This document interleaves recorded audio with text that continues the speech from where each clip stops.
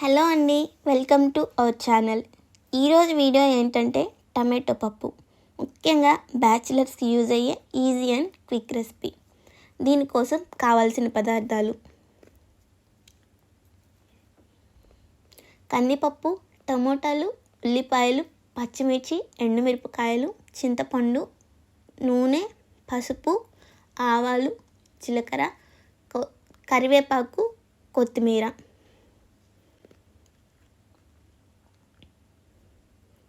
ముందుగా ఒక బౌల్ తీసుకొని అందులో 2 కప్స్ కందిపప్పును వేసుకోవాలి.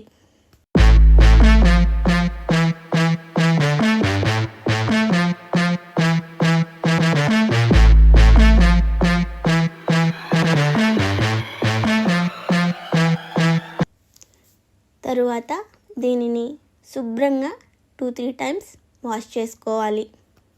నీళ్ళన్నీ వంపేసుకొని ఇప్పుడు ఒక గ్లాస్ వాటర్ని పప్పు మునిగేంత వరకు వేసుకొని దీనిని ఒక 15 నిమిషాల పాటు పక్కన పెట్టుకోవాలి. ఇప్పుడు 10 టమోటాలు, 3 ఉల్లిపాయలు, 8 పచ్చిమిరపకాయలను కట్ చేసుకొని పక్కన పెట్టుకోవాలి. ఇందులో చిన్న లెమన్ సైజ్ అంతా చింతపండుని తీసుకొని పెట్టుకోవాలి. ఇప్పుడు స్టవ్ని వెలిగించుకొని ఒక కుక్కర్ని పెట్టుకోవాలి. అందులో మనం నానబెట్టుకున్న కందిపప్పుని యాడ్ చేసుకోవాలి.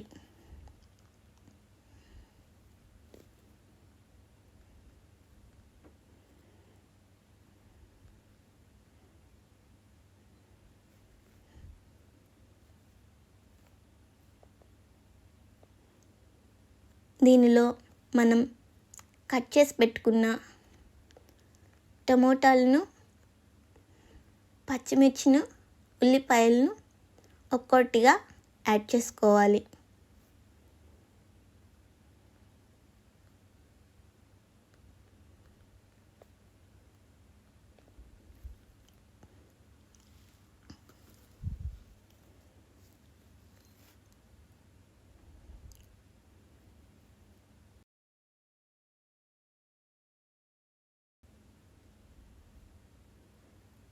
ఇప్పుడు చిటికెడంత పసుపును కూడా ఇందులో వేసుకోవాలి.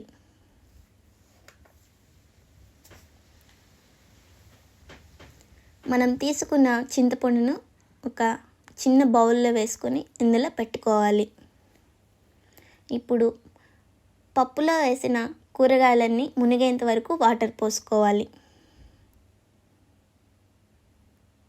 1 టేబుల్ స్పూన్ ఆయిల్ కూడా వేసుకోవాలి.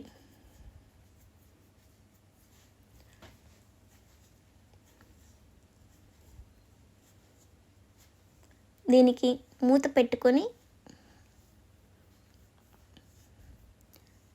విజిల్ వేసుకొని 6 విజిల్ వచ్చేంత వరకు పప్పుని బాగా ఉడికించుకోవాలి. చూసారు కదా అండి, పప్పు అనేది 6 విజిల్కే ఎంత బాగా ఉడికిపోయిందో. దీనిని స్మాష్ చేసుకొని ఒక బౌల్లో పక్కన తీసుకొని పెట్టుకోవాలి.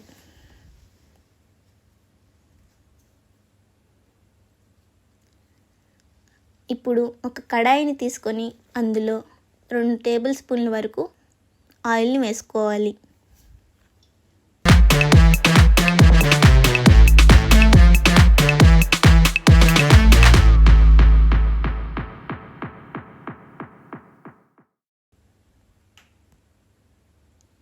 ఆవాలు, జీలకర్రను కూడా వేసుకోవాలి. అవి చిటపటమని వేగిన తర్వాత ఇందులో ఒక చిన్న సైజ్ ఆనియన్ కూడా వేసుకోవాలి.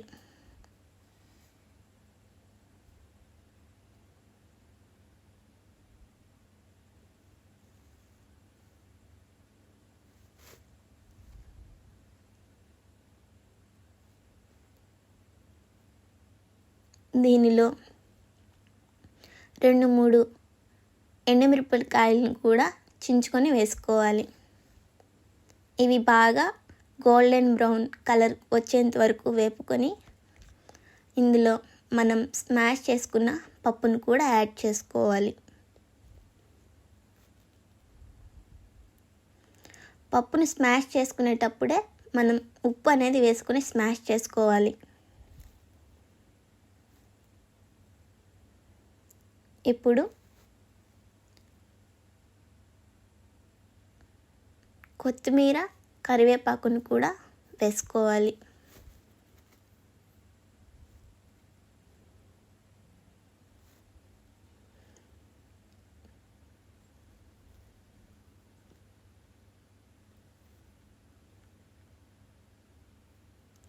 దీనిని బాగా కలుపుకొని ఉప్పు అనేది ఇప్పుడే చూసుకోవాలి.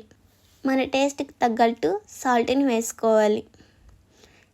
దీని 2-3 మినిట్స్ బాగా ఉడికించుకోవాలి. Tasty and easy quick recipe tomato పప్పు రెడీ.